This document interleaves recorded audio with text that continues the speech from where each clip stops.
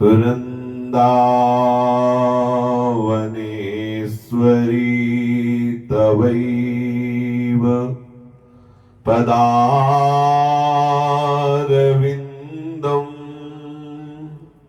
प्रेमामृतैकमकरन्द रसौघपूर्णम्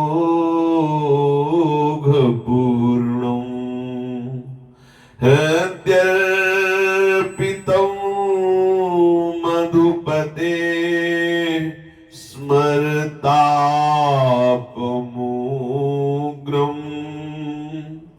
निर्वापयत्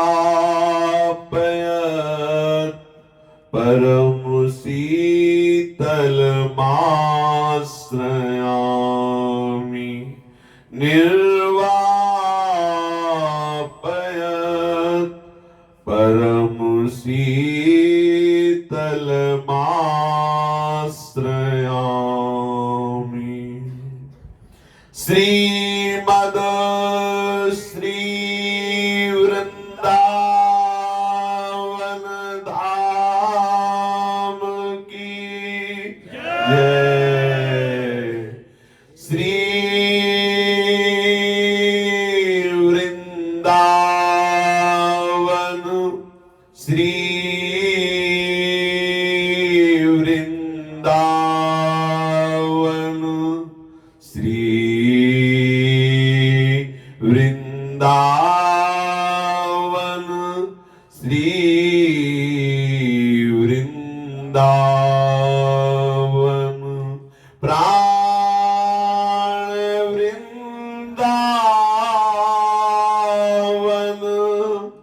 जीवन वृंदावन सर्वस्व वृंदावन श्री वृंदावन।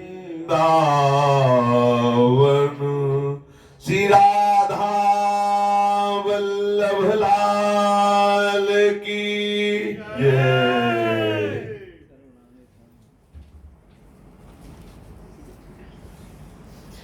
भक्तन के शुभ गुण चरित जो सुनी है चितलाए ताके भक्ति बढ़े घनी अरु हरि हो ही सहाय। अजहूं सोच विचार के गही भक्तन पद ओट हरि कृपालु सब पाछिली क्षमी है तेरी खोट हरि कृपालु सब पाछली क्षमी है तेरी खोट। जिन महाभागवत भगवत प्रेमी रसिक संतों ने अपना संपूर्ण अंतःकरण श्री श्यामा श्याम के चरणों में अर्पित कर दिया है, जिनके शरीर की संपूर्ण चेष्टाएं भगवत प्रसन्नता के लिए होती हैं, जिनकी ज्ञानेंद्रियां एवं कर्मेंद्रियां शास्त्र सिद्धांत के अनुसार वर्ताव करती हैं, जिनका स्वभाव बन गया है श्यामा श्याम के नाम रटने का, श्यामा श्याम के छवि समुद्र श्री अंगों के चिंतन का, महाअमृत में श्यामा श्याम की लीला गायन का, श्रवण का, चिंतन का, श्री अंगों की सेवा परिचर्या का, ऐसे महाभागवत भगवत प्रेमी महात्माओं का आश्रय, इनके श्रीमुख से निकले हुए वचनों का चिंतन मनन, उसके अनुसार आचरण, उनकी बताई हुई उपासना पद्धति से चित्त जोड़ने से महान प्रेम लक्षणा भक्ति का प्रादुर्भाव हो जाता है, जिस भक्ति की प्राप्ति के बाद कुछ प्राप्त करना बाकी नहीं रहता, जिस प्रेम तत्व का अनुभव हो जाने के बाद कुछ जानना बाकी नहीं रहता। बड़े भाग्यशाली हैं जिनको भक्त चरित्र श्रवण में और भगवत चरित्र श्रवण में अनुराग है। भगवत चरित्र से भी महामहिमा में भक्त चरित्र है। हरि को भी, हरि को निज यश दे अधिक, भक्तन यश पर प्यार, और भक्तों को तो है ही। श्री ध्रुव जी महाराज कह रहे हैं कि प्रभु से की करुणा में, प्रभु यदि आप हम पर कृपा करें तो ये कृपा करें कि आपके जो अनुरागी जन, प्रेमी जन हैं, जो संसार से निवृत्त हो चुके हैं, मुझे उनका सानिध्य प्रदान करें। या निवृत्तिस्तनुभृता तव पाद पद्मो ध्यानात् भवज्जन कथा श्रवणेन वा स्यात्।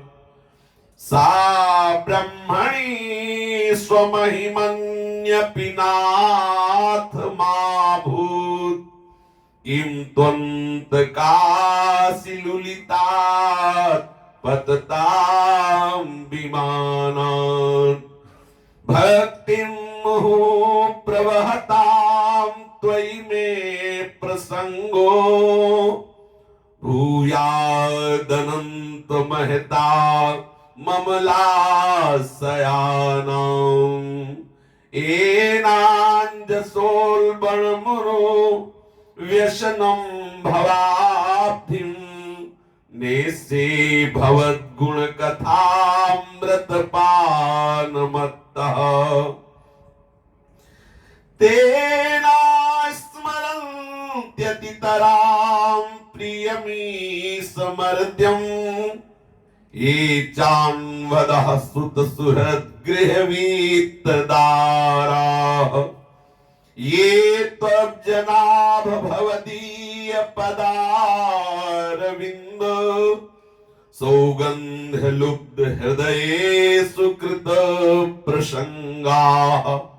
बहुत सुंदर बात, महामहिमा में बात श्री ध्रुव जी महाराज कह रहे हैं। प्रभु श्री हरि से कह रहे हैं कि आपके श्री चरण कमलों का ध्यान करने से अथवा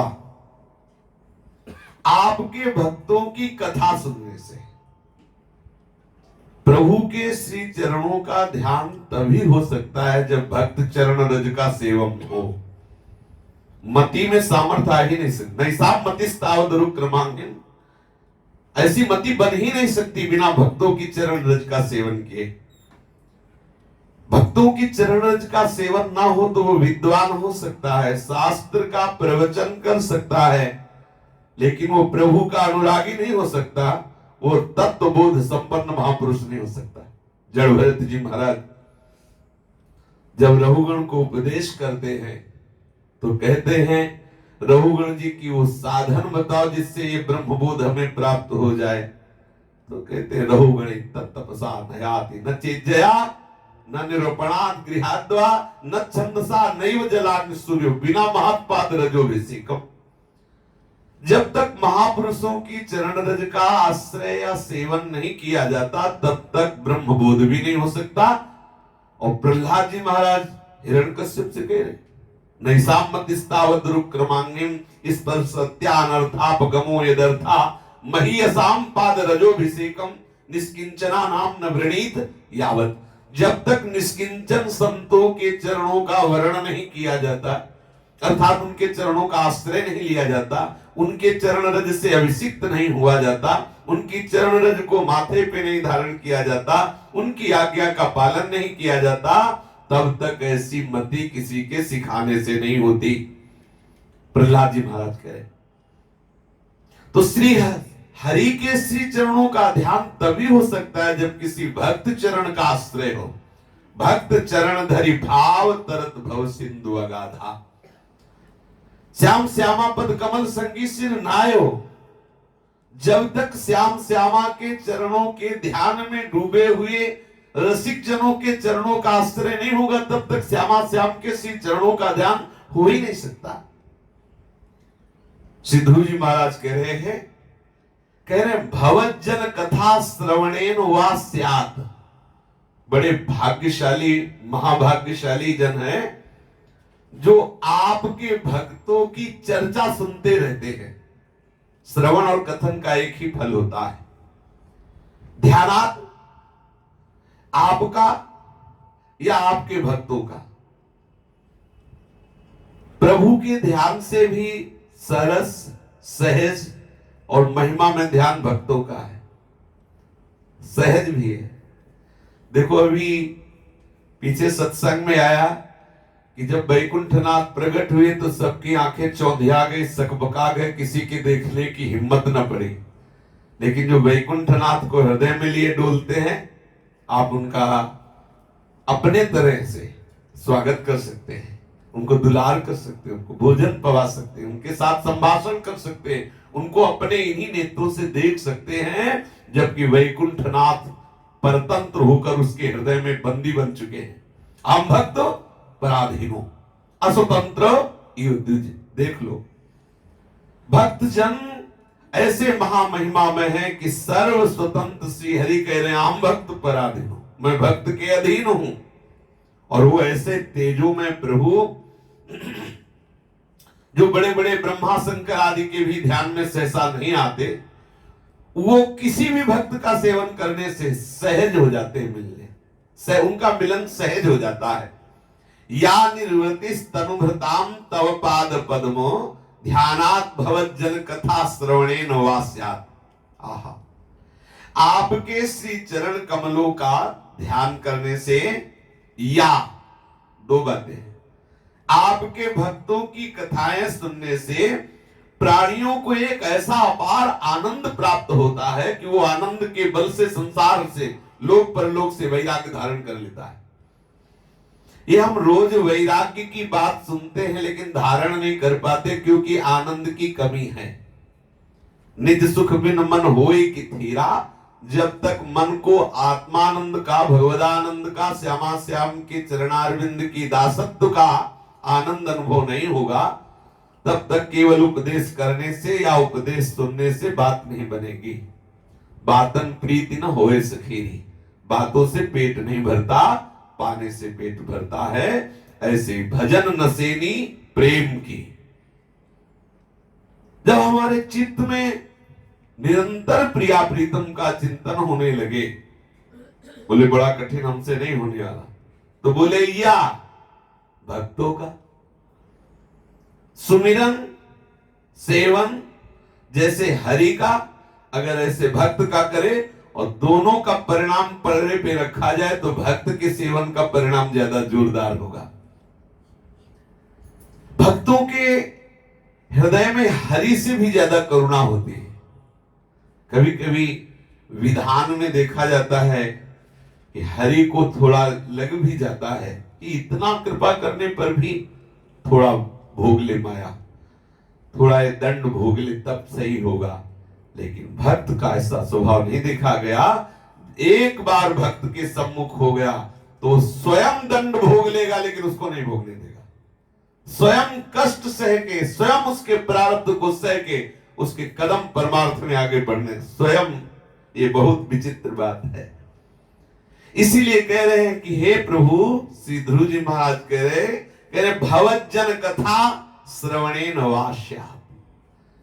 आपके जो प्रेमी जन हैं, आपके जो भक्त जन हैं, उनके कथा श्रवण से एक ऐसे आनंद की अनुभूति होती है, एक ऐसा आत्म बल मिलता है कि वो समस्त विषयों से वैराग्य धारण कर लेता है।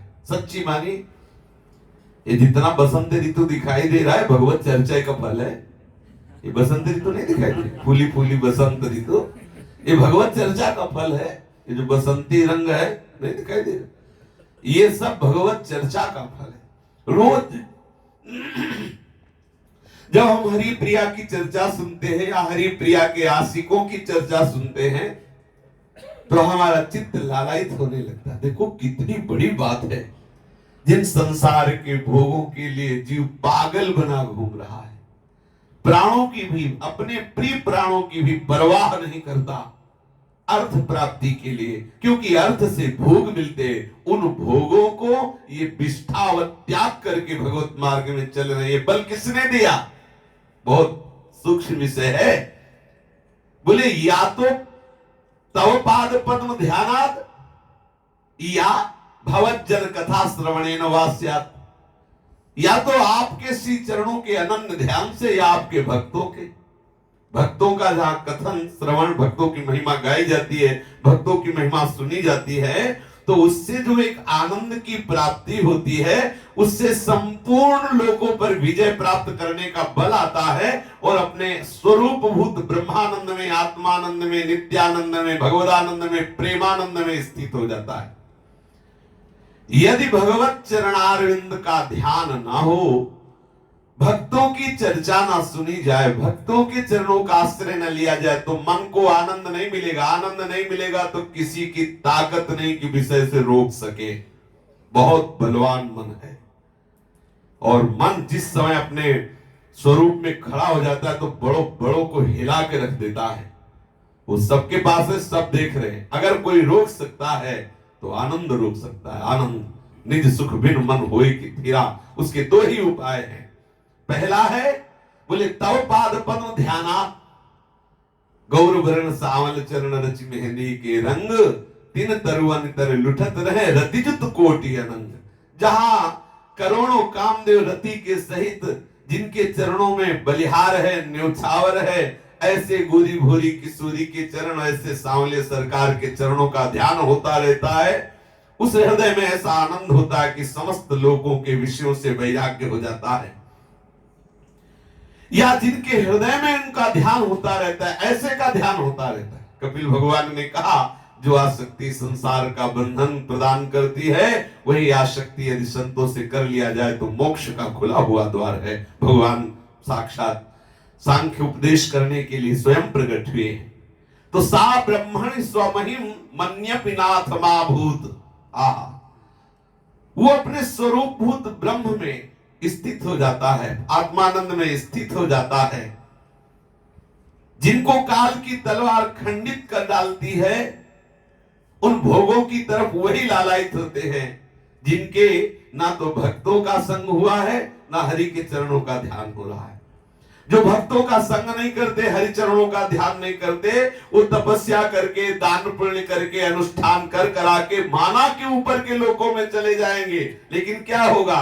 वो विमान से गिरने वाले होंगे। एक बार पुण्य लोकों में जाके फिर वो गिरेंगे। पतताम विमानात, उनको भ्रष्ट होना पड़ेगा अपनी स्थिति से।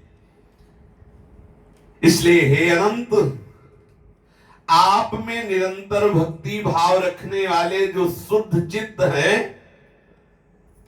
ऐसे भक्तों को हम बार बार प्रणाम करते हैं। किन भक्तों को? शुद्ध चित्त किसे कहते हैं? जो बार बार अपना चित्त प्रभु में जोड़ते रहते, उनका चित्त शुद्ध हो जाता है। बार बार जिसका चिंतन होता है उसकी आसक्ति हो जाती है, पक्का। बार बार शरीर का चिंतन होता है तो चित्त अशुद्ध हो जाता है। बार बार शरीर भोगों का चिंतन होता है, इसलिए शरीर भोग में आसक्ति हो गई। यदि यही चित्त बार बार प्रभु में जोड़ा जाए तो शुद्ध हो जाएगा। बार बार प्रभु का चिंतन होने से प्रभु में आसक्ति हो जाएगी। जिनका चित्त प्रभु में जुड़ा हुआ है, वो शुद्ध चित्त महात्मा जन जो निरंतर आपके चिंतन में है, ऐसे महापुरुषों का मुझे समागम प्राप्त हो, ये मैं आपसे वरदान मांगता हूं। मैं प्रणाम करता हूं उन महापुरुषों को जिनका चित्त निरंतर प्रभु में जुड़ा हुआ है। हे करुणामय, ऐसे भक्तों का मुझे बार बार संग मिले, अभक्तों का संग स्वप्न में भी ना मिले, भले नरक मिल जाए। बरुभल वास नरक करता था, दुष्ट संग जन दे विधाता। मैं आपके प्रेमी भक्तों का संग चाहता हूं। देखो सामने भगवान है, और गुरु जी भगवान से नहीं कह रहे कि मैं आपका संग चाहता हूं, कह रहे आपके प्रेमी भक्तों का संग चाहता हूं। क्योंकि उनके संग से आपके प्रेम रंग की रसमयी बातें होती रहती हैं, आपकी रसमयी कथाएं होती रहती हैं, और उन कथाओं के सुनने से आप में प्रेम हो जाता है। आपके संग से भी ज्यादा महत्वपूर्ण है आप में प्रेम हो जाना। और आप में प्रेम आपके संग से नहीं होता, आपके भक्तों के संग से होता है। ध्रुव जी ये रहस्य जान गए हैं, इसलिए प्रभु से कह रहे कि आप अपने भक्तों का संग दे। ये बड़ी सूक्ष्म बात है। प्रभु के समीप रहना उतना सुखद नहीं जितना प्रभु से प्रेम हो जाने में सुख है। प्रभु से प्रेम प्रभु के पास रहने से नहीं होता, प्रभु के प्रेमियों के संग से होता है। उद्धव उदाहरण है श्री कृष्ण के समीप रहने वाले। जब प्रेमी गोपी जनों का संग हुआ तो प्रेम रस में डूब गए। ऐसे कितने ऐसे कितने हैं। इसीलिए कह रहे भक्ति मोह प्रवहता त्वयि में प्रसंगो भूयादनंत महता ममला सयानाम एनांजसोल्बणमुरो व्यसनम भवाब्धिम नेसे भवद्गुण कथामृत पानमत्तः। हे प्रभु, जो आपका बराबर चिंतन करते हैं उनका चित्त शुद्ध हो जाता है। जो आपका बराबर चिंतन करते हैं उनकी आप में आसक्ति हो जाती। ऐसे शुद्ध चित्त आसक्त महापुरुषों का समागम मुझे बार बार प्राप्त हो। मैं आपको प्रणाम करके आपसे वरदान मांगता हूं, क्योंकि आपके समीपता से भी बढ़कर है आप में प्रेम हो जाना। आप में प्रेम होता है आपकी चर्चा सुनने से, और वो आपकी प्रेम रसमयी चर्चा भक्तों के अपने आप होती रहती है। वहां कहना नहीं पड़ता। तीन मुख हरिजस सुनत श्रवण मानो न द्रपित छिन्न। इसीलिए प्रायः बड़े बड़े महापुरुषों ने यही मांगा है कि हमें आप अपने प्रेमी जनों का संग प्रदान करें। आपकी कथा श्रवण से एक उन्मत्तता बढ़ती है, एक आप में विशेष प्रेममयी वृत्ति बढ़ती है। ये जो उग्र नाना प्रकार के दुख देने वाले विषय भोग हैं, ये जो नाना प्रकार के द्वंद्व हैं, ये जो संसार के राग हैं, ये सब सुगमता से नष्ट हो जाते हैं भगवत चर्चा सुनने से, केवल भगवत चर्चा सुनने से। हे सच्चिदानंदमय, तेन स्मरन्त्यतितरां प्रियमी समर्त्यं ये चान्वदः सुत सुहृद गृहवीतदाराः ये त्वब्जनाभ भवदीय पदारविंद सौगंध्यलुब्ध हृदये सुकृत प्रसंगा। आपके श्री चरण कमलों की सुगंध में जिनका चित्त लुभाया हुआ है, इसमें एक सूक्ष्म बात छुपी हुई है। जब हम प्रियालाल का चिंतन करते हैं तो वो केवल चिंतन का ही विषय नहीं रह जाते, वो स्वाद का विषय। हमारी नेत्रेंद्री उनके रूप को देख पाती है, हमारी श्रवणेंद्री उनके शब्द को सुन पाती है, हमारी घ्राणेंद्री उनके श्रीअंगों की सौरभ को पाती है, हमारी त्वगेंद्री उनके स्पर्श का सुख लेती है, हमारी रसेंद्री उनके उच्छिष्ट का सुख लेती है। ये केवल भावना में नहीं प्रकट में लेती है। पीछे प्रसंग में सुना होगा, जो नित्य सत्संग सुनते हैं, भगवान कपिल देव जी ने कहा कि वो मेरे रूप की झांकी नहीं, वो मेरे से संभाषण भी करते हैं, मेरे से वार्ता भी करते हैं।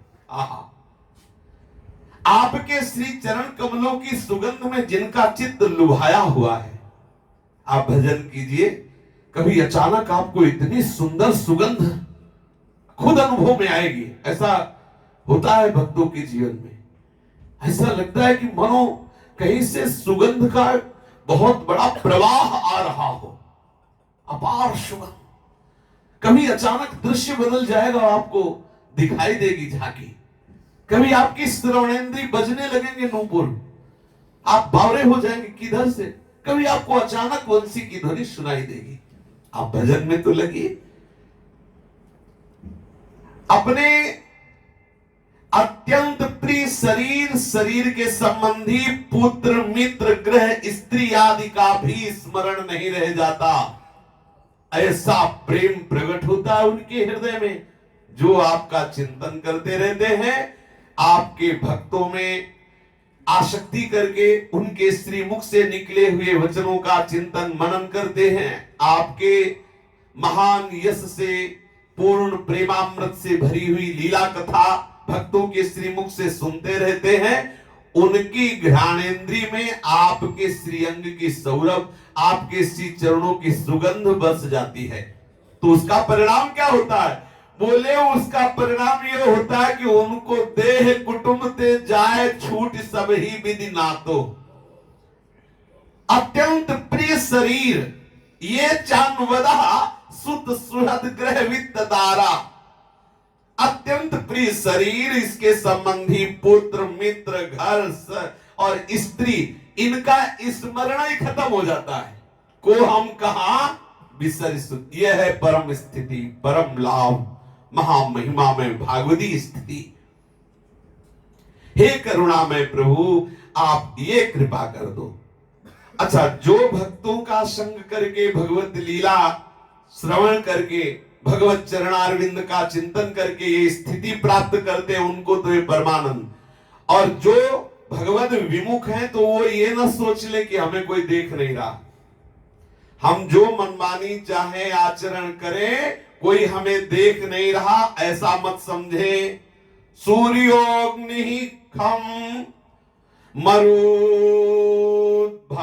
सोमः संध्याहनि दिशः।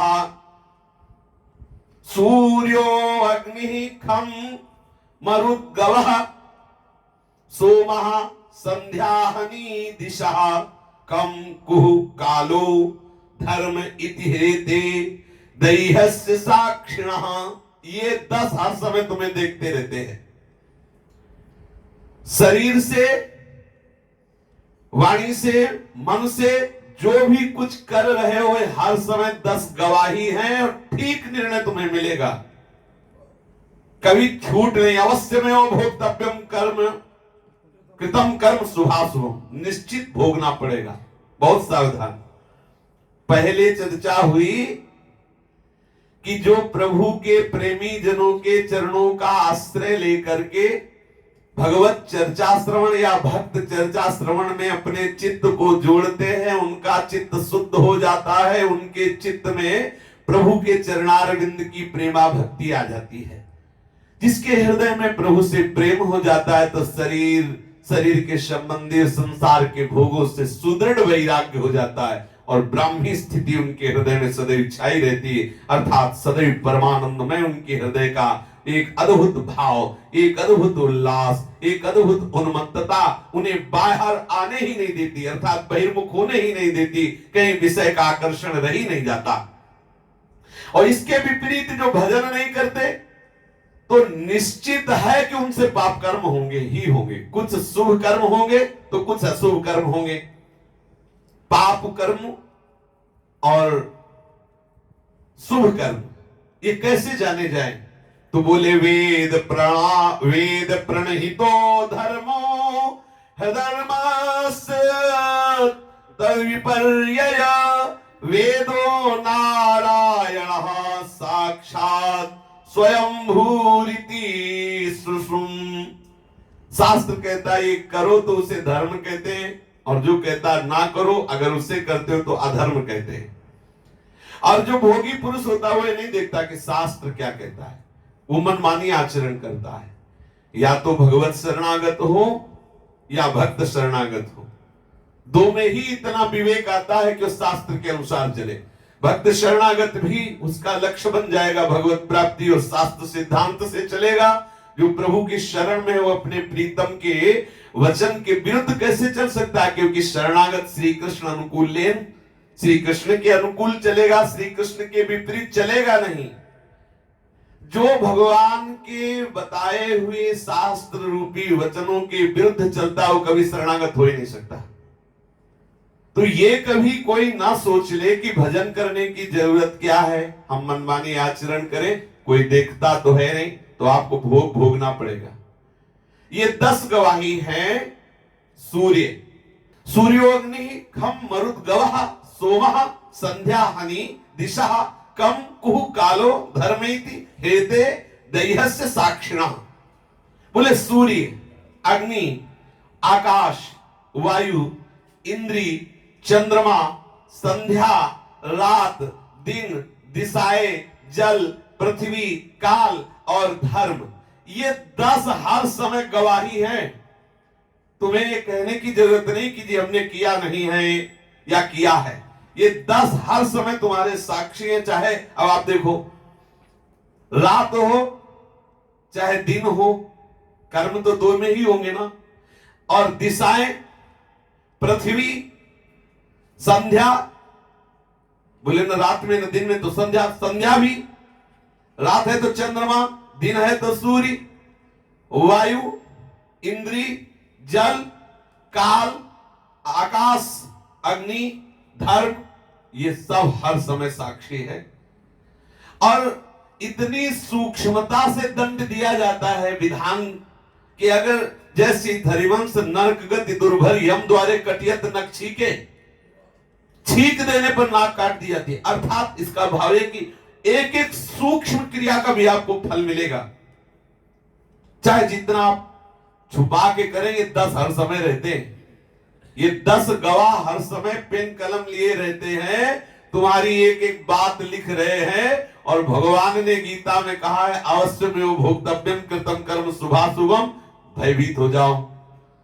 ये जितने कर्म हो रहे हैं भोगने पड़ेंगे। एक ही उपाय है कि पूरा रजिस्टर ही आग में फेंक दिया जाएगा। अहम त्वाम सर्व पापेभ्यो मोक्षयिष्यामि मा शुचा। क्या करें? प्रभु की शरण में हो जाए। शरण निरापक पद रमित सकल अशुभ शुभ नंस, देत सहज निश्चल भगत सुजय जय श्री हरिवंश। बोले शुभ अशुभ दोनों जला दिए। शुभ अशुभ दुर्ग विध्वंस तब जयति जयति जग उच्चरे।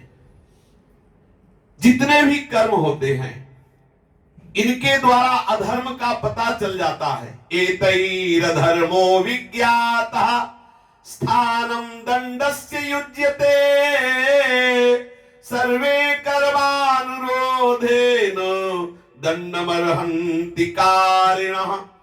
ये 10 तत्काल प्रमाणित कर देते हैं कि इसने ये कर्म किया है, ये अधर्म किया है, ये धर्म किया, तत्काल। और उसी समय 1 सेकंड में सब हो जाता है, निर्णय हो जाता है। सुअर बनेगा, कुत्ता बनेगा, क्या नहीं बनेगा। होश में हो जाओ। ये मत सोचो तुम मनुष्य शरीर प्राप्त कर लिए तो जो मनमानी आचरण आवे वो करे। कौन देख रहा है? ये 10 देख रहे हैं और अवश्य में भोक्तव्यम भगवान कर रहे हैं। बच जाओगे। एक उपाय, चाहे जितनी बड़ी गलती हो जाए बच जाओगे। एकमात्र प्रभु की शरण में हो जाओ। प्रभु के शरणागत अहम त्वाम सर्व पापेभ्यो मोक्षयिष्यामि मा शुचा। भगवान कह रहे मैं तुम्हें समस्त पापों से मुक्त कर दूंगा। चलते हैं प्रभु के श्री चरणारविंद के भक्ति प्रदान करने वाले समुद्र मंथन लीला में। महासुंदरी श्री लक्ष्मी जी ने भगवान श्री हरि को दूल्हा रूप से वर्ण कर लिया है। देवता और दैत्य सब ललचा गए लक्ष्मी जी को देख करके, लेकिन लक्ष्मी जी ने किसी का वर्ण नहीं किया क्योंकि उनके मन में जितनी चाहे थी वो सब बातें भगवान में पूर्ण हुई। कल चर्चा हुई। अब ये जब देखा कि लक्ष्मी जी ने श्री हरि का वर्ण कर लिया तो देवता लोग तो थोड़ा सा क्षोभ तो उनको भी हुआ, पर विशेष कष्ट नहीं हुआ कि वो हरि पक्ष के। लेकिन दैत्य उदास हो गए कि यार जो कीमती वस्तु जो अच्छी आती है वो हरि और देवता ले जाते हैं। बड़े उद्योग रहित हो गए, लोभी हो गए, उदास हो गए। तो प्रभु ने इशारा किया कि देखो घबराने की जरूरत नहीं, अभी कोई समुद्र मंथन पूरा थोड़ी हो गया, आप प्रारंभ करो। तो जे ही समुद्र मंथन शुरू हुआ तो एक नव युवती प्रकट हुई जिसके नेत्रों में ऐसा नशा था कि देखते ही दैत्य बोले अब तो इसको हम लेंगे। तो भगवान ने देवताओं से इशारा किया ले जाने दो। वो थी वारुणी मदिरा। वारुणी मदिरा, वारुणी जी का प्रादुर्भाव हुआ समुद्र मंथन से। अथाशीद वारुणी देवी कन्या कमल लोचना, असुरा जगृहुस्तां वै हरेरनुमतेन ते। हरि ने देवताओं को इशारा किया, मत तुम इधर मत ताकना, और चुपचाप हरि इशारा दे के चुप हो गए। दैत्यों ने कहा अब ऐसा नहीं हो सकता, इसे और कोई ले, हम लेंगे। तो भगवान ने कहा ले लीजिए, आप ले लीजिए। बिचारों को मदिरा मिली। समझ लीजिए जो शराब पीते हैं वो किनकी पार्टी के हैं, अब आप खुद अपने आप अनुमान लगा लीजिए। ये मदिरा, ये वारुणी देवी निकली है, लेकिन किनके पक्ष में गई है? असुरों के पक्ष में, दैत्यों के पक्ष में, राक्षसों के पक्ष में। अगर आप शराब पी रहे हो, आपको राक्षस कहा जाए तो बुरा मत मानिएगा, क्योंकि आपकी पार्टी वही है। तदनंतर महाराज फिर अमृत की प्राप्ति की लालसा से देवता और दैत्य मिलकर भगवान के साथ समुद्र मंथन किया। अमृत की प्रबल इच्छा से जब समुद्र मंथन हुआ तो एक अलौकिक पुरुष प्रकट हुआ। उसकी लंबी भुजाएं, मोटी, गला शंख के समान उतार चढ़ा वाला, आंखों में लालिमा, शरीर का रंग बड़ा सुंदर सांवला सांवला, गले में माला, अंग अंग में सब प्रकार के आभूषणों से सुसज्जित, शरीर पर पीतांबर, कानों में चमकीले मणियों के कुंडल, चौड़ी छाती, तरुण अवस्था, सिंह के समान पराक्रम, अनुपम सौंदर्य, चिकने और घुंघराले बाल लहराते हुए उस पुरुष की बड़ी शोभा बढ़ा रहे थे। ये हैं भगवान धन्वंतरी जी। ये आयुर्वेदाचार्य भगवान धन्वंतरी का भी प्रादुर्भाव समुद्र मंथन से ही हुआ। हलाहल विष, कामधेनु गाय, उच्चैश्रवा घोड़ा, एरावत हाथी, कौस्तुभ मणि, कल्पवृक्ष, रंभादि अप्सरा, देवी लक्ष्मी जी और देवी वारुणी जी अर्थात मदिरा, और चंद्रमा, चंद्रमा का भी प्रादुर्भाव समुद्र मंथन से हुआ। पारिजात वृक्ष का भी प्रादुर्भाव हुआ, पांचजन शंख का भी प्रादुर्भाव हुआ, और भगवान धन्वंतरी प्रकट हुए। और भगवान धन्वंतरी के हाथ में अमृत का कलश। हलाहल विष भगवान शंकर ने पान किया। कामधेनु ब्रह्म ऋषियों को प्राप्त हुई। उच्चैश्रवा महाराज दैत्यराज बलि ने, एरावत हाथी देवराज इंद्र ने, कौस्तुभ मणि भगवान श्री हरि ने, कल्पवृक्ष स्वर्ग में विराजमान, अप्सराएं स्वर्ग में विराजमान, देवी लक्ष्मी जी भगवान श्री अजित श्री हरि ने स्वीकार किया, देवी वारुणी जी ये दैत्य असुरों ने स्वीकार किया, और चंद्रमा समस्त जगत को शीतलता प्रदान करने वाले हुए, पारिजात वृक्ष स्वर्ग में विराजमान हुए, पांचजन शंख भगवान ने स्वीकार किया, और कल्पतरु स्वर्ग में विराजमान हुए। भगवान धन्वंतरी जब हाथ में अमृत का कलश लेके निकले तो सबके हृदय में आनंद था, क्योंकि इसी के लिए ये समुद्र मंथन हो रहा था। साक्षात भगवान श्री हरि के अंश हैं, हाथों में कंगन धारण किए हुए और विशाल अमृत का कलश। आयुर्वेद के रहस्य के परम ज्ञाता, प्रवर्तक, यज्ञ भोक्ता भगवान धन्वंतरी जी का प्रादुर्भाव हुआ। दैत्यों की दृष्टि पड़ी और उन्होंने विचार किया कि इस हरि से सलाह लेने की जरूरत नहीं है। अमृत का कलश जे भी देखा तो अब सलाह लेने की जरूरत नहीं, धैर्य छूट गया। दौड़ पड़े और दौड़ करके भगवान धन्वंतरी के हाथ से अमृत का कलश छीन लिया, ले भागे। अब इतने देवता दैत्य पीने का समय तो है नहीं, तो इशारा किया दैत्यों ने अपने दैत्य भाइयों को कि एकांत में चल के। अब ताकत में बलवान तो थे ही दैत्य, देवता देखते रह गए। भगवान की तरफ देख के कहा कि ये गाय घोड़ा लेने के लिए थोड़ी समुद्र मंथन हो रहा था। अरे हाथी घोड़ा गाय कामधेनु ये रावत, अरे समुद्र मंथन तो अमृत के लिए हो रहा था, अमृत तो ले गए दैत्य। अब हमारी ताकत है नहीं कि हम लड़के छीन सके, जिसलिए समुद्र मंथन हुआ वो तो ले गए। देवता बड़े उदास हो गए। भगवान ने मुस्कुरा के कहा तुम चिंता मत करो, बूंद नहीं पिएंगे, बिना झगड़ा के हमारे हाथ में दे देंगे। देवताओं ने भगवान से जब प्रार्थना की तो भगवान ने मुस्कुरा के कहा तुम चिंता मत करो, झगड़ा नहीं करना पड़ेगा, हम मना करेंगे कि हम नहीं लेंगे तो भी जबरदस्ती दे देंगे, आप चिंता न करो। उसी समय जब अमृत लोलुप दैत्य अमृत का कलश लेकर भागे जा रहे थे और पहले कह रहे थे कि मैं पीऊंगा तुम नहीं, दुर्बल बेचारे जो दैत्य थे वो बलवान दैत्यों के बीच में जाकर, देखो ऐसा विरोध वाली बात मत करो, हम लोगों ने भी समुद्र मंथन किया है, हमको भी दो और देवताओं को भी दो। दुर्बल है ना, तो सोच रहे इसी पक्ष में बात बन जाए कि हमको भी मिल जाएगा। अब एक दूसरे ऐसी बातें कर रहे थे कि अचानक समस्त यज्ञों की भोक्ता, अपने भक्तों की रक्षा करने वाले महान करुणा में श्री हरि ने एक आश्चर्य में रूप धारण किया, जिसे कहते मोहिनी अवतार भगवान का। बहुत ही सुंदर रूप, वैसे ही सांवरे रूप में कटाक्ष मारे तो बड़े बड़ों के होश उड़ जाते हैं, फिर मोहिनी रूप धारण किया। बहुत विचित्र रूप है। जो भगवान शंकर अपने पद्मासन में विराजमान होने पर त्रिपुर सुंदरी भगवती अम्बा को अपनी वामांग में सभा में विराजमान करते, ऐसे महायोगी महावैरागी, ऐसे भगवान शंकर को भी सुधि खत्म कर दी। जिस रूप ने वो रूप है मोहिनी रूप। इसीलिए भगवान ने कहा था तुम चिंता मत करो, देवताओं से झगड़ा नहीं करना पड़ेगा, हमारे मना करने पर भी वो अमृत का कलश हमें दे देंगे। समझ लो, अमृत का कलश अगर कोई छीन सकता है तो कौन छीन सकता है, बस इतने से ही समझ लो। बहुत सावधान, हरीश शरणम हरीश शरणम।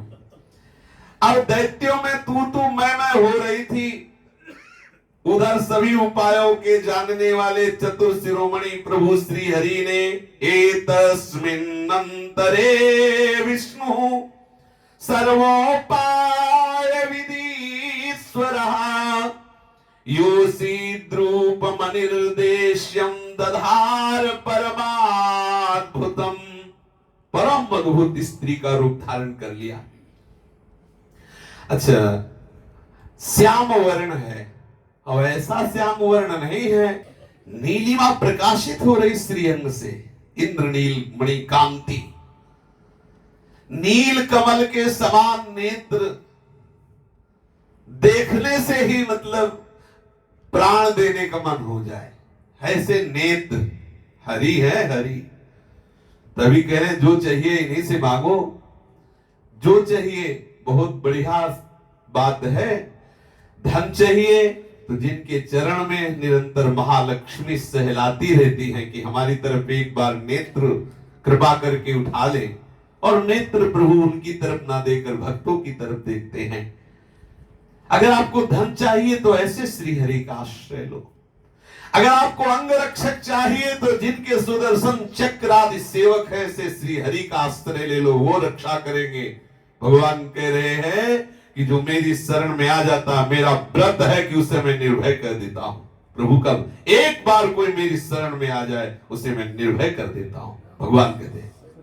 हाँ, सकृदेव प्रपन्ना इस श्लोक में, एक बार कोई मेरी शरण में आए। बोलो, भगवान जैसा अम्बरीश जी के पास यही तो अंग रक्षक थे, सुदर्शन जी, क्या बिगाड़ सके तपस्वी दुर्वासा जी। और भाई अगर दुल्हन भी चाहिए तो इन्हीं से मांगो, क्योंकि इनके सिवा कोई और है नहीं। ऐसी दुल्हन बन के आएंगे कि दुल्हन की आशा ही खत्म हो जाएगी, सच्ची मानिए। बहुत, अगर आपको दूल्हा चाहिए तो ऐसा दूल्हा नहीं मिलेगा, ऐसा दूल्हा नहीं, हरि जैसा दूल्हा, श्याम सुंदर जैसा दूल्हा। मित्र चाहिए, इनके जैसा कोई मित्र मिलेगा। अपने मित्र सुदामा को आसन पर बिठालते हैं, जहां ब्रह्मा शंकर आदि जिस देहली को प्रणाम करते हैं, महल के भीतर जाने नहीं पाते, उस रुक्मिणी के आसन पर, सैया पर सुदामा जी को बैठालते हैं और करुणा निधान नीचे चरणों में बैठ करके चरण प्रक्षालन करते हैं मित्र सुदामा। ऐसा कौन मित्र होगा भाई? ऐसा कोई मित्र? मित्र बनाओ तो श्री कृष्ण को बनाओ, जो भी पुत्र बनाओ तो इनको बनाओ। देखो, अखिल लोक चूड़ामणि, एक शरण में नाप लिया समस्त ब्रह्मांडों को। ऐसा महान प्रभु नंद बाबा की देहरी नहीं नाम पाता। ये पुत्र बनाओ तो इनको बनाओ, मित्र बनाओ तो इनको बनाओ। जो भी चाहिए, जो कामना करो तो इनसे करो, निष्काम इनसे, योग तो इनसे, और आगे की बात भोग भी तो इन्हीं से। कहा जाएंगे हम? इन्हीं आनंद स्वरूप कौन है? श्री हरि। मेरे भोग भी तुम हो, मेरे योग भी तुम हो, तुम मेरे राग भी तुम हो, मेरे अनुराग भी तुम हो, मेरे सब कुछ हो। भक्त किनका भोग करते हैं? हरि का। उच्छिष्टामृत, हरि के रूप का भोग, हरि के यश का भोग। हर इंद्रिय हरि जस का पान करती है। हरि ही उनके आनंद का, हरि ही उनका आहार है। भक्तों का आहार हरि ही, हर भक्तों के मनोरंजन है? जनमन रंजन प्रभु कौन है? जनमन रंजन, अपने जनों के मन का रंजन करने वाले। भक्तों का मनोरंजन कहाँ होता है? भगवान की चर्चा में, भगवान के रूप में, भगवान की लीला में। तो प्रभु ने स्त्री रूप धारण किया, और ऐसा स्त्री रूप धारण किया पूछो मत। नव किशोर अवस्था है। और एक बड़े आश्चर्य की बात वर्णन कौन कर रहे हैं? जिन्होंने कभी स्त्री देखा ही नहीं। ये जो वर्णन कर रहे हैं कभी देखा नहीं स्त्री। कौन? भगवान सुखदेव जी। लौट के नहीं देखा कि हम किस मां से प्रकट हुए, ऐसे वैराग्यवान है। अब सुनना जरा कैसा वर्णन कर रहे हैं, देख रहे हैं श्री सुखदेव जी। नील कमल के समान श्याम, देखने योग्य था शरीर का रंग, बड़े ही आकर्षक अंग प्रत्यंग, दोनों कान बराबर सुखदेव जी की दृष्टि में, और दोनों कानों में कर्णफूल, और सुंदर चिकने कपोल, ऊंची नासिका, रमणीय मुख, और नई यौवन अवस्था। श्री सुखदेव जी तो ऐसे वर्णन कर रहे हैं जैसे श्रृंगार रस का कोई महान रसिक हो, परम बैरागी। और श्री सुखदेव जी केवल वर्णन ही नहीं कर रहे, देख रहे, बिल्कुल नजदीक है। कह रहे हैं कि श्री मोहिनी जी के श्रीमुख से जो वायु निकल रही बड़ी ही सुगंधित है और उन्माद पैदा करने वाली है। घ्राणेन्द्रिय भी श्री सुखदेव जी की मोहिनी भगवान के मुख से निकली हुई जो वायु नहीं, श्री सुखदेव जी की घ्राणेन्द्रिय मोहिनी भगवान के श्रीमुख से निकली हुई वायु की सौरभ ली और बोले बहुत ही सुगंध, इतनी सुगंधित वायु है भगवान के श्रीमुख से निकली हुई कि भौरे गुनगुना गुनगुना करके आसपास, मुख श्रीमुख के आसपास भौरे गुनगुना कर मड़रा रहे हैं। अब भौरों के गुनगुनाहट से कुछ चंचलता लिए हुए मुख में कुछ घबराहट ऐसे प्रकट करते हुए दौड़ पड़े, किधर जिधर वो अमृत का कलश लेकर दैत्य लोग भाग रहे हैं। और केस कहां तक है? पीछे जंघा तक केस, लंबे केस, आहा, और खुले केस, और बेले के फूलों से श्रृंगारित केस, बेला के फूलों से गुच्छेदार, गले में, कंठ में ये सब सुंदर सुंदर आभूषण, श्री चरणों में नूपुर और बाजूबंद, और ऐसी रुंझुन रुंझुन ध्वनि।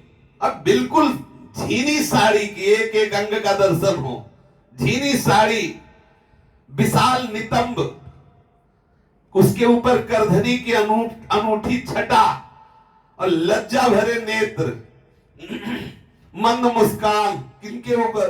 दैत्य के ऊपर। मर गए बेचारे, पूरी मेहनत बर्बाद कर दी। अब तिरछी भौहें, मटकाते हुए नेत्र, प्राण लेवा बीमारी है। बड़े बड़े योगियों के भी हृदय में क्षोभ पैदा कर दे। श्री कृष्ण रूप से जब मुस्कुराते हैं तो कोई ऐसा नहीं बचता, चाहे वो भोगी हो चाहे योगी हो, इनका आसक्त न बन जाए। फिर मोहिनी रूप, अरे नाचती हुई तिरछी भौहें, विलास भरी चितवन, और बीच में उन्हीं दैत्य अधिपति जो कलश लिए हुए थे वहीं से छमछमा के निकली नई यौवन अवस्था। देखते ही कलश हाथ का हाथ में रह गया, सब ठप, तू मैं सब भूल गए। दे और सबकी तरफ देख के लज्जा से मुस्कुरा रहे मोहिनी ठाकुर। अच्छा, इतना ही नहीं, सबके हृदय में कामोद्दीपन भी कर रहे, चैन खत्म। दैत्यूथप चेता सु काम उद्दीपयन मुहु। बार बार उनके सामने ऐसा मुस्कुराना, ऐसा चलना, ऐसा देखना, ऐसा कटाक्ष करना कि उनके हृदय में कामना जागृत हो गई कि मोहिनी हमारी ही हो जाए। ऐसी आकांक्षा। अब असुर आपस के सद्भाव और प्रेम को छोड़कर जो एक दूसरे से लड़ झगड़ रहे थे, एक दूसरे से अमृत कलश छीन रहे थे। देखो ये भी बड़ी विचित्र बात है, अमृत का कलश मिला था, अगर ये सब चुपचाप बैठ के पीना शुरू कर दे, एक ही पी लेता, पीने ही नहीं दे रहे थे, एक से एक बलवान छीनते चले जा रहे थे, वो उनसे छीना, वो उनसे छीना, अभी तक एक बूंद नहीं पी पाए। और भगवान उसी समय इनके बीच में प्रकट हुए। अब तो अमृत का कलश हाथ में लिए रहे और मोहिनी भगवान की तरफ सब देखने लगे, सोचने लगे कि कितना सुंदर रूप है। मृत्यु लोक में भी कोई कोई ऐसे सुंदर है कि लगता है कि भाई हाँ सुंदर, लेकिन मृत्यु देवलोक में ऐसी सुंदरी है कि बड़े बड़े ऋषि मुनियों का भी मन आकर्षित हो जाता है। और जितनी सुंदरता त्रिभुवन में है, हमारे श्री हरि के एक अंश से है। हरि सौंदर्य के समुद्र है, वो सौंदर्य का समुद्र मोहिनी रूप धारण किए हो, तो बोलो आप। और ऐसे मोहिनी को जो भगवान समस्त त्रिभुवन को मोहित करने वाली हमारी मोहिनी ने अधीन कर रखा है। हमारी मोहिनी कौन है? किशोरी जू, लाडली जू, किशोरी जू, जय हो। मोहिनी प्रिया जू ने ऐसे मोहिनी ठाकुर को अपने चरणों में महावर लगवाते हैं, पीक दानी लेके सामने खड़े रहते हैं। इसीलिए हम वृंदावन वासी ठसक में रहते, हमारे माई श्यामाजू को राज। अब मोहिनी ठाकुर ने जो दैत्य देखता है उसी के सामने मुस्कुरा देते हैं, वो बेचारा रही नहीं जाता है। ब्रह्म नहीं माया लही लही जीव लही काल अपनी उस दुला रही, एकमात्र रहे हो नंदलाल। वही स्थिति आ गई, बस हा मोहिनी। और ऐसा प्रभु मुस्कुरा कहते हैं कि मानो सबसे ज्यादा प्यार उसी पर उड़ेल रहे हो। शरीर में इतनी दिव्य छटा है, ऐसा आकर्षण आप कल्पना नहीं कर सकते कितनी सुंदर मोहिनी। आप सोचो, भूत भावन चिता भस्मा लेपो गरल मसनम दिग्पट धरो जटाधारी कंठे भुजगपतिहारी पशुपति, वो बावड़ा बन जाए तो औरों की तो बात ही क्या है। माता इतनी सुंदर थोड़ी है, जो कामाख्या जी है त्रिपुर सुंदरी भगवती, कोई जोड़ नहीं है। ऐसी सुंदरी भगवती वामांग में विराजमान रहती और आप ब्रह्म चिंतन में मगन रहते। ऐसे महापुरुष के होश उड़ा दिए, इतना सुंदर रूप है मोहिनी जी का। अब तनिक जरा से ग्रीवा झुकाते हैं और मुस्कुरा करके जिस दैत्य की ओर देखते हो, बेचारा केवल छाती में हाथ रखे रह जाता है। अमृत भूल गया, समुद्र मंथन का सब श्रम दूर हो गया। बस लगता है मोहिनी एक बार कह दे कि बस आपकी, बस इतनी बात के लिए सब लालायित हैं। अब लाग डांट दौड़ भाग सब खत्म, सब ठप शांत, एकमात्र मोहिनी के नेत्र चल रहे हैं, दूसरा कुछ नहीं।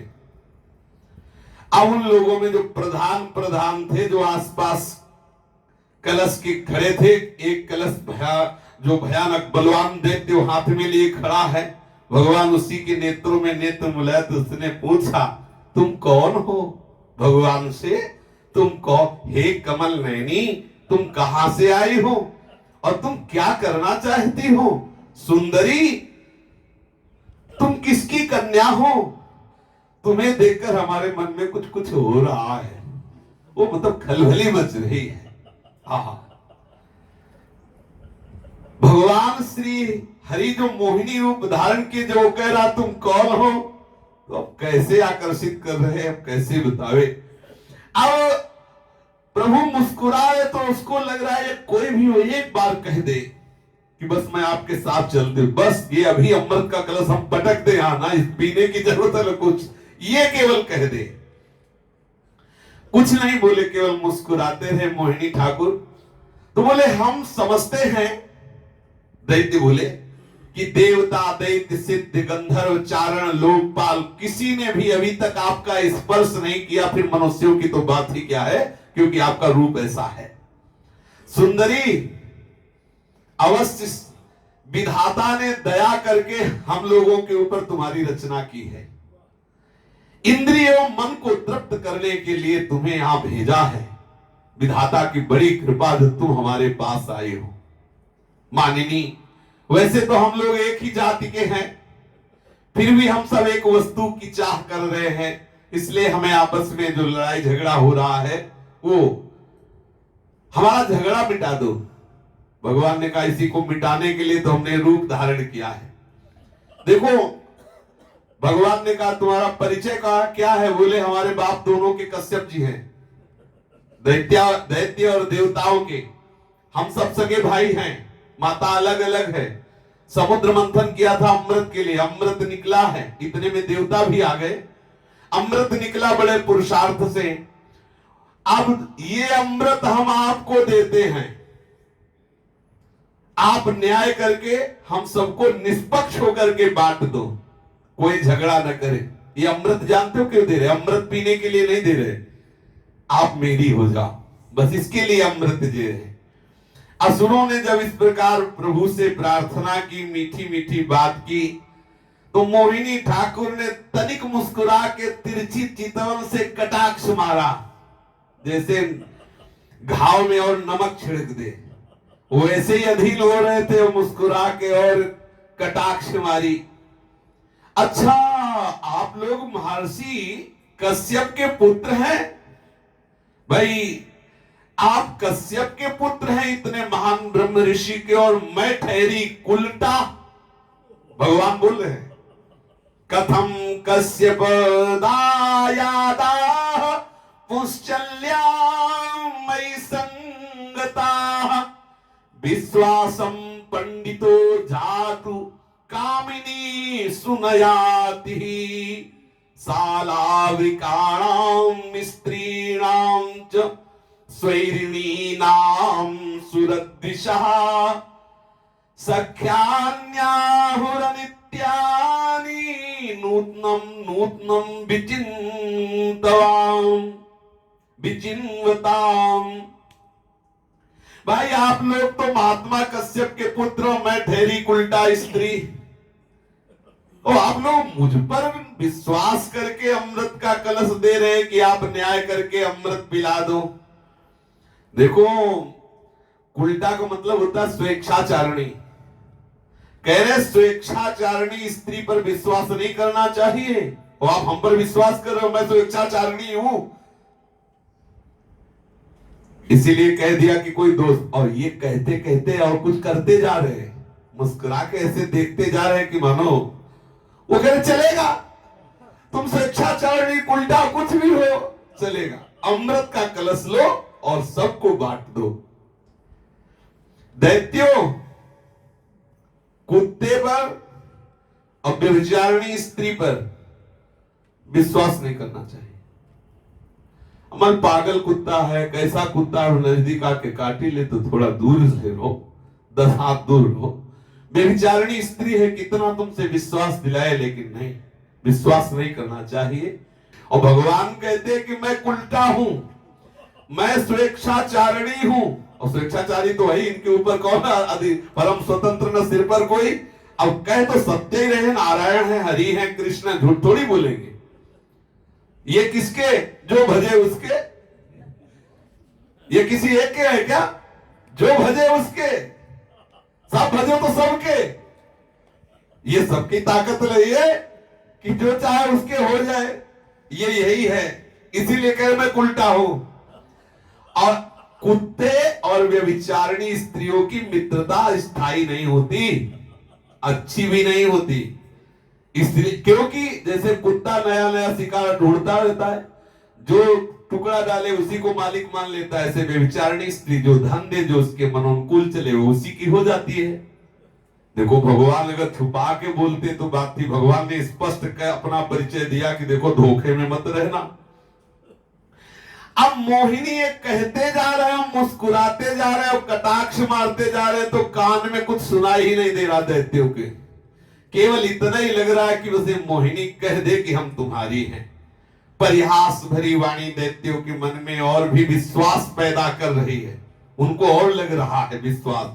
उन लोगों ने रहस्यपूर्ण भाव से हंस करके प्रभु से कहा कि अब ये अमृत कलश तुम ले ही लो, पहले अमृत का कलश लो फिर बात करो। बड़ी विचित्र भगवान की लीला।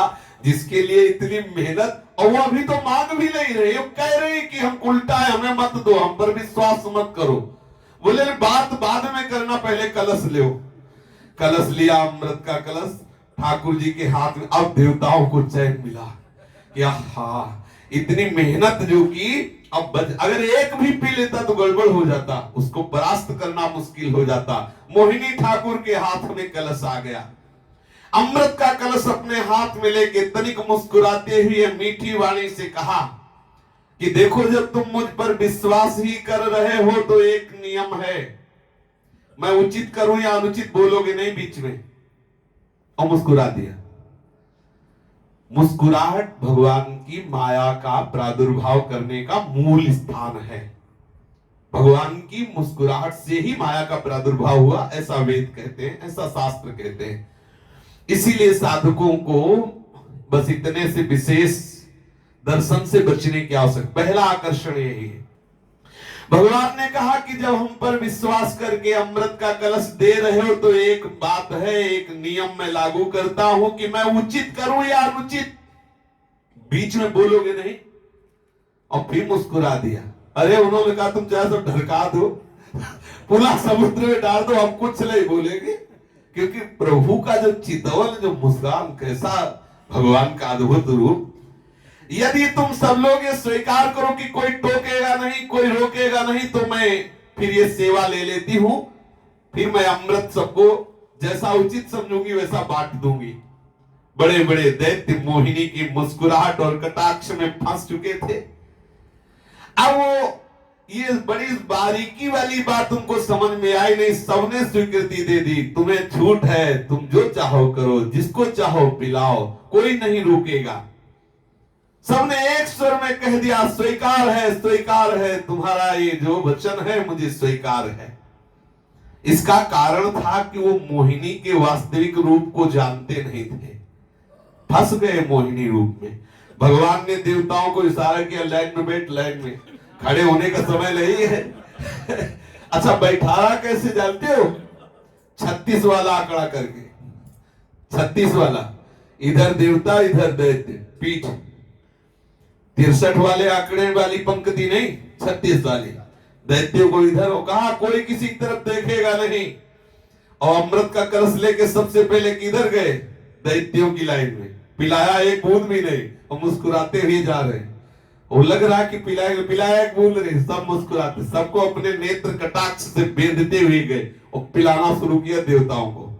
निकले इधर से कि उनको तसल्ली हो जाए, मानो ऐसा इशारे से कह रहे कि देवताओं को तो एक एक बूंद देना है और अंजुली भर भर के तो तुम्हें पिलाना है। मानो उनको धैर्य बंधाने के लिए पहले प्रभु दैत्यों की पंक्ति से गए। और भगवान ने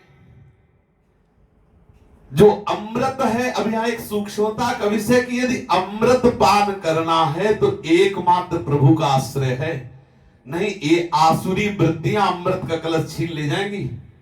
अगर बच सकता है तो प्रभु के चरणारविंद के आश्रित से ही अमृत पद की प्राप्ति हो सकती है, अन्यथा ये कामादि दोष है, वो जो नाना प्रकार की दूषित वृत्तियां हैं, ये हमारी चित्त वृत्ति से अमृत पद को अर्थात भगवान की प्राप्ति इसी जन्म में करनी, इस भाव का हरण कर लेती हैं। स्नान करवाया गया, हविष्य हवन आदि करवाया गया, गौ ब्राह्मण का स्तवन आदि कराया गया कि भाई अमृत पीने के लिए ऐसी व्यवस्था, स्वस्ति वाचन कराया गया। सब अपनी अपनी रुचि के अनुसार नए नए वस्त्र धारण किए, सुंदर सुंदर आभूषण धारण किए, कुशासन में बैठ गए। पूर्व का अगला हिस्सा कुशासन का पूर्व की ओर करके देवता और दैत्य दोनों ही धूप सुगंधित माला दीपकों से सजे सजाए भव्य भवन में पूर्व की ओर मुंह करके बैठे, हाथ में अमृत का कलश लेकर मोहिनी भगवान मंडप में आए। बड़ी ही सुंदर साड़ी पहने हैं और थोड़ी कमर नचाते हुए चल रहे हैं, जिससे करधनी की आवाज हो, अगर उनकी चितवन सही ना पड़ रही हो तो सही ढंग से और पड़ जाए। नितंब, थोड़ा भारी नितंब चाल, और भारी नितंब होने का धीरे धीरे चल रहे। कृष्ण कटी, अरे कैसे वर्णन करे सुंदरता के समुद्र, ठाकुर की सुंदरता क्या वर्णन करे। आंखें मद से विह्वल हो रही हैं, यौवन मद से आंखें नाच रही हैं ऐसे नशे में। और बड़े ही मनोहारी वक्षा स्थल है,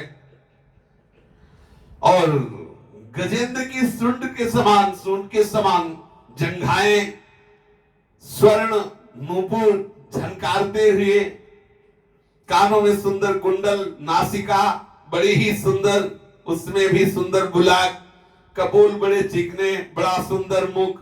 अरे स्वयं पर देवता भगवान श्री हरि मोहिनी रूप धारण किए। ऐसा लग रहा लक्ष्मी जी से भी श्रेष्ठ कोई नव युवती ये रूप धारण करके आ गई हो, लक्ष्मी जी की श्रेष्ठ सखी। अब मोहिनी भगवान अपनी मुस्कान भरी चितवन से दैत्यों की ओर देखा, सब के सब मोहित हो गए। उस समय उनके वक्षा स्थल से ऊपर का कुछ वस्त्र जो वक्षा स्थल पे था, अर्थात साड़ी सरक गई थी, खिसक गई थी। देवताओं में कोई फर्क नहीं पड़ रहा। जानते हो क्यों नहीं पड़ रहा? क्योंकि वो जानते मेरे प्रभु ये रूप धारण किए हुए हैं। हाँ, एक ध्यान देने वाली बात यहां उपदेशात्मक है।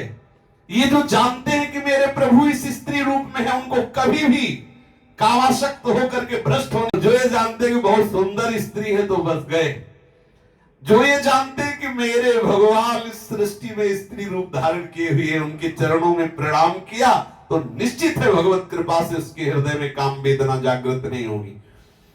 जो दैत्य है, धनुष है, वो तो जान रहे हैं बड़ी सुंदर स्त्री, लेकिन देवता देख रहे कि मेरा हरि ही ये रूप धारण किए, इसलिए देवताओं में कोई फर्क नहीं पड़ रहा है।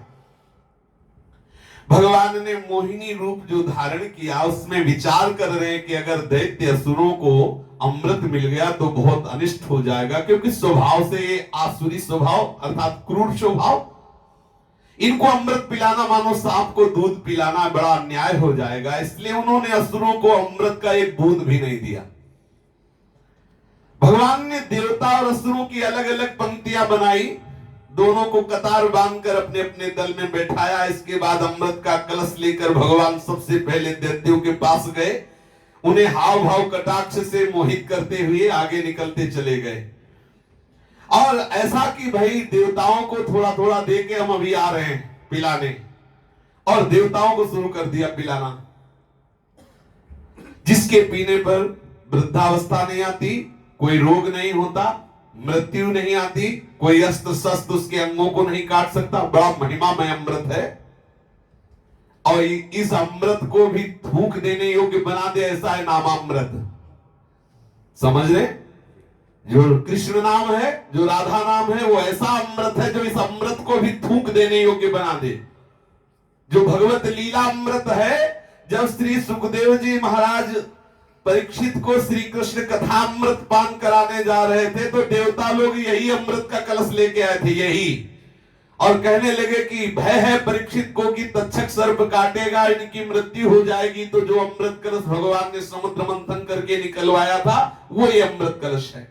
मैं इससे अमृत देता हूं, परीक्षित को पी ले, और इनको सर्प काटेगा तो इनकी मृत्यु नहीं होगी, अमर हो जाएंगे, और आप हमें भगवत कथा अमृत, कृष्ण कथा अमृत सुना दीजिए। तो श्री सुखदेव जी ने हंसी उड़ा दी, क्व काचा क्व मणिर महान, कहां कांच और कहां महामणि, कहां ये तुच्छ अमृत और कहां श्री कृष्ण कथा अमृत। तुम उससे होड़ की सब अधिकारी, लेकिन तुम अधिकारी नहीं, चले जाओ। तुमने स्वर्गिक अमृत से कथा की तुलना कर दी, श्री कृष्ण लीला अमृत की तुलना एक प्राकृतिक अमृत से कर दी, तुम्हारा अधिकारी हो। अब बोलो, जब अमृत के बदले से कथा अमृत नहीं दिया जा सकता, तो रुपया सिक्का के बदले से कैसे कृष्ण कथा अमृत दी जा सकती है? नामामृत, लीलामृत, चरणामृत, रूपामृत, ये सब अपने भक्तों को बिना किसी प्रयास के श्री हरि ने दे दिया। जो इस अमृत को थूक देने योग्य है, इस अमृत के आगे ये क्या अमृत? अगर इस अमृत में इतनी महानता होती तो कैसे गोस्वामी जी कह देते कि बड़े भाग मानुष तन पावा, सुर दुर्लभ सदग्रंथन गा। देवताओं को भी दुर्लभ है मनुष्य योनि, और इसमें भी दुर्लभ है हरि की भक्ति। यदि हरि भक्ति अमृत, प्रेमामृत, नामामृत, रूपामृत, लीलामृत, चरणामृत, इसमें अगर डूबे हुए हो तो स्वर्ग का अमृत क्या, उसके आगे क्या?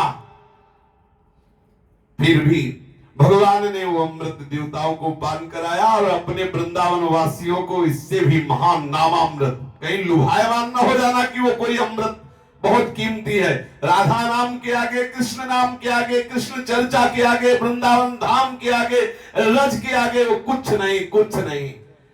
वो अमृत पी करके भी देवराज इंद्र विषयी हुआ, वो अमृत पी करके भी देवता काल से भयभीत रहते हैं, लेकिन नामामृत पीकर निर्विषय, निर्भय, निश्चिंत, निस्सोग महाआनंद में मगन हो जाता है जीव। क्या कीमत रखता है इस जो समुद्र मंथन से अमृत निकला, वो भगवान नामामृत, लीलामृत, रूपामृत, इससे बढ़कर कोई महत्व नहीं उसका, कोई उस अमृत का महत्व नहीं। हंसी उड़ा दी श्री सुखदेव जी ने देवताओं की, जब अमृत के बदले, कथामृत के बदले वो अमृत देना चाहा। अब तो सब देवता बैठे हुए हैं और चुपचाप दैत्य भी बैठे हुए हैं, भगवान देवताओं को अमृत पिलाने लगे। असुर देख तो रहे हैं ऐसे कि पिला रहे, लेकिन उन्होंने पहले ही वचन दे दिया था, भगवान ने कहा था कि हम उचित करें या अनुचित तुम बोलोगे नहीं, तो अपनी प्रतिज्ञा के कारण चुपचाप बैठे हैं। और मोहिनी ने ऐसे कटाक्ष भी मारे थे कि किसी की हिम्मत नहीं पड़ रही थी कि पूछ सके कि तुम ये क्या कर रहे हो, हम लोगों को तो बूंद नहीं पिलाया और उधर देवताओं को पिलाते जा रहे हो। और अपने हृदय में कि अरे स्त्री से क्या झगड़ा करें, ऐसा मानकर चुपचाप बैठे थे। और मोहिनी में उनका अत्यंत आसक्ति, प्रेम भी हो गया था, इसलिए चुपचाप थे। डर था कि अगर हम कहीं कुछ बोले और मोहिनी रूठ गई तो बात ठीक नहीं, इसलिए देवता यद्यपि जल रहे थे अंदर कि सब देवताओं को अमृत पिला रहे, और दैत्य अंदर से जल रहे थे कि हमारी तरफ तो एक भी दैत्य को नहीं पिलाया और देवताओं को पिलाते चले जा रहे हैं। मोहिनी ने भी पहले उन लोगों को बहुत प्यार किया था, उस प्यार का स्मरण करके दैत्य शांत बैठे हुए हैं। मोहिनी का कुछ अप्रिय नहीं कर रहे हो। फिर धीरे से देखा कि कलश तो औंधने की स्थिति में आ रहा है, सबको पिलाते चले जा रहे भाई ऐसे। तो उनका उधर कह रहे थे कि एक एक बूंद पिला के आ रहे हैं, यहाँ एक बूंद नहीं पिला, उधर तो हमें लग रहा है कि खत्म हो जाएगा। इसी समय, जिस समय भगवान देवताओं को अमृत पिला रहे थे, राहु दैत्य सह नहीं सका, धैर्य टूट गया कि अरे तो सब अमृत उधर ही खत्म हो जाएगा, और देवताओं के बीच में चुपचाप बैठ गया जाके। और भगवान देख नहीं रहे थे किसी की तरफ, देख रहे थे दैत्यों की तरफ कि कोई हरकत तो नहीं हो रही, और ऐसे पिलाते चले जा रहे थे। चंद्रमा और सूर्य के बीच में राहु बैठ गया और भगवान ऐसे पिलाते चले जा रहे थे। जो ही अमृत राहु के हाथ में आया और उसने पिया तो तुरंत चंद्रमा सूर्य का, भगवान ये देखो दैत्य, और इसने अमृत पी लिया। अमृत पिलाते पिलाते ही भगवान ने अपने प्रिय पार्षद सुदर्शन का स्मरण किया, उसका सर काट दिया। जो ही सूर्य चंद्रमा ने कहा भगवान ये दैत्य बीच में, और उसने तत्काल अमृत लिया, से पी लिया, तो तत्काल सुदर्शन से काट दिया। तो अमृत नीचे नहीं जा पाया, गले में अमृत पहुंच चुका था, सिर अमर हो गया। जो ही अमृत का पान किया, तुरंत सुदर्शन से सर काट दिया। अमृत का संसर्ग न होने के कारण धड़ तो नीचे गिर गया, लेकिन सिर अमर हो गया।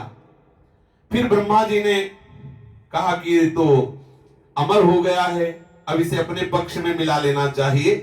तो ग्रह में उसको पद प्रदान किया, राहु को ग्रह में पद प्रदान किया।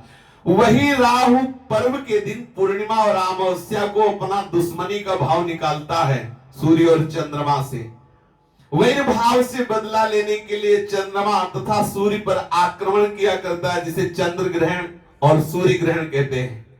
जब देवताओं ने अमृत पी लिया, तब समस्त लोगों को जीवन दान देने वाले, भक्तों को प्यार करने वाले भगवान श्री हरि दैत्यों के सामने गए और मुस्कुराए, और तत्काल देखा कि मोहिनी रूप गायब और हरि रूप।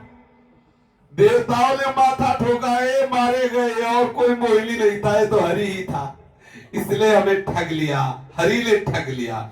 देवताओं के दैत्यों के देखते देखते मोहिनी रूप से हरि रूप में हरि हो गए। अब दैत्यों को बहुत गुस्सा आया कि इतना मेहनत करके अमृत निकाला, इस हरि ने ऐसी चाल चली कि हम लोग बावरे बन गए और अमृत का कलश दे दिया। देवताओं ने बड़ी सुगमता से अपने परिश्रम का फल अमृत प्राप्त कर लिया, क्योंकि भगवान के चरण कमलों की रज का आश्रय लिया। परंतु भगवान के चरण कमलों से विमुख असुरों को एक बूंद भी अमृत नहीं मिला।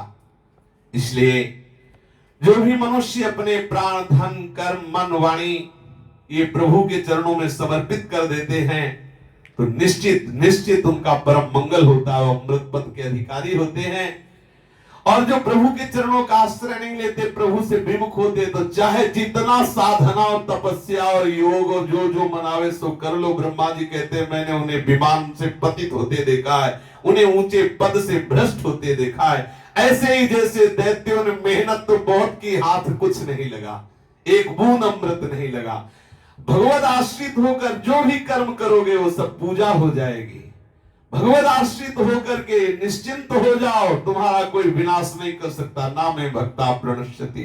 भगवत आश्रित होने पर वो इतना पवित्र हो जाता है। मम भक्ति युक्तो भुवनम पुनात् सतर दिशा लोकांतारेत। भगवत आश्रित मेहनत कम, फल ज्यादा, और भगवत विमुक्ता मेहनत बहुत तो फल बिल्कुल नहीं, एक बूंद नहीं, विफला एकदम। इसलिए प्रभु श्री कृष्ण के चरणों का आश्रय लेकर निरंतर सुमिरन करते रहो। जो प्रभु के इस लीला चरित्र का श्रवण करेगा उसके मोह का नाश हो जाएगा और प्रभु के चरणों में प्रेम लक्षणा भक्ति निश्चित हो जाएगी। इसलिए प्रत्येक क्षण प्रभु का पावन स्मरण करते रहो, हरि और हरिदासों की रसमयी चर्चा श्रवण करते रहो। यही जीवन का परम लाभ। शेष चर्चा आगे। श्री राधा वल्लभ लाल की जय। जय जय श्यामा जय जय श्याम। जय जय श्री वृंदावन धाम। जय जय श्यामा जय जय श्याम। जय जय श्री वृंदावन पावन राधे तेरो नाम। पावन राधे तेरो नाम। पावन राधे तेरो नाम। पावन राधे तेरो नाम। पावन श्री वृंदावन धाम। पावन श्री वृंदावन धाम। जय जय श्याम जय जय श्याम। जय जय श्री वृंदावन धाम। जय जय श्यामा जय जय श्याम। जय जय श्री वृंदावन धाम। तेरी श्यामा मेरो श्याम। तेरी श्यामा मेरो श्याम। मेरी श्यामा मेरो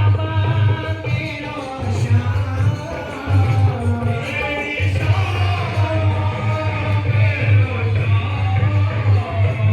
मेरो श्री वृंदावन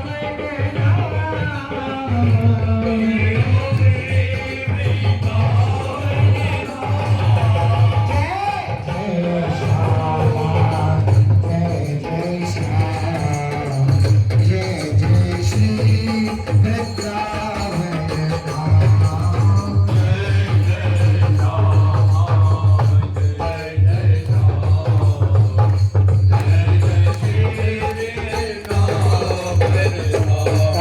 श्री राधा श्री राधा राधा राधा श्री राधा श्री राधा श्री राधा राधा राधा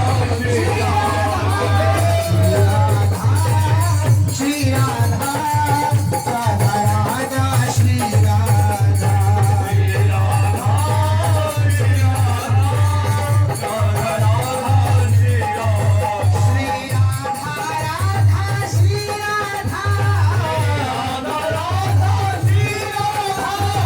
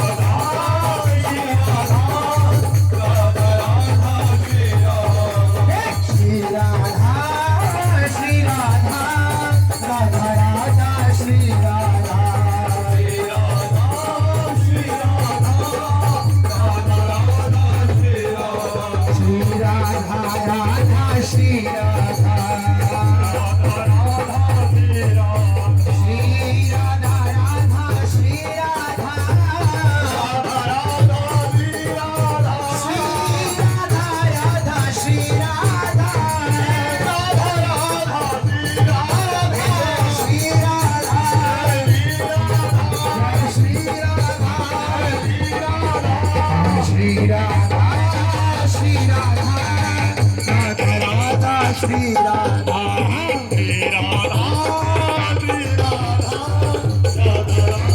श्री राधा श्री राधा वल्ललाल की जय श्री हरिवंश चंद्र जी महाराज की जय श्री सेवक जी महाराज की जय समस्त सहचरी वृंद की जय श्री वृंदावन मनराम की जय श्री यमुना सत्राने की जय संत हरि भक्तान की जय श्री सद्गुरुदेव ओ भगवान की जय जय जय श्री राम